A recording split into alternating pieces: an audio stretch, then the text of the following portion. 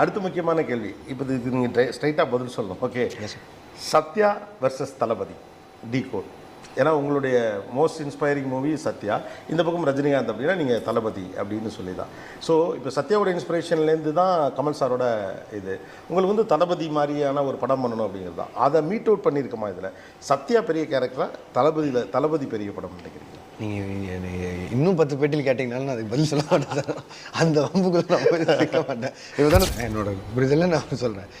சத்யா வந்து as a பர்சனாக, as a film மேக்கராக என்னை பர்சனலாக நிறையா விதத்தில் அந்த படம் பாதிச்சுது. அதாவது 11வது படிக்கும்போது இந்த காப்பு போட்டதுலேருந்து நான் இப்போ என் கூட நடிக்கிற எல்லா ஹீரோஸ்க்கும் இந்த காப்பு மாட்டி விடுற வரைக்கும் அந்த இம்பேக்ட் கொடுத்த படம் வந்து சத்யா.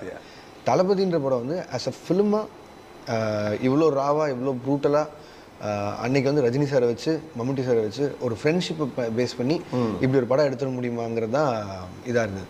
ஸோ எனக்கு வந்து படங்களாக பார்த்தா இன்ஸ்பிரேஷனில் சொல்லும்போது தளபதி சொன்னால், சத்யா வந்து என்ன பர்சனலாக எனக்கு கேரக்டராக என்ன ரொம்ப மாற்றினது வந்து சத்யா தான். அதில் அவர் பேசியிருக்க அந்த சமுதாய கோவம் மட்டும், அவர் அந்த ஸ்டார்ட்லேருந்து எண்டு வரைக்கும் அவருக்குள்ளே ஒரு இன்னசென்ஸ் இருக்கும். யாராவது ஏதாவது பேசினாலும் நம்பிட்டு போயிடுவார்.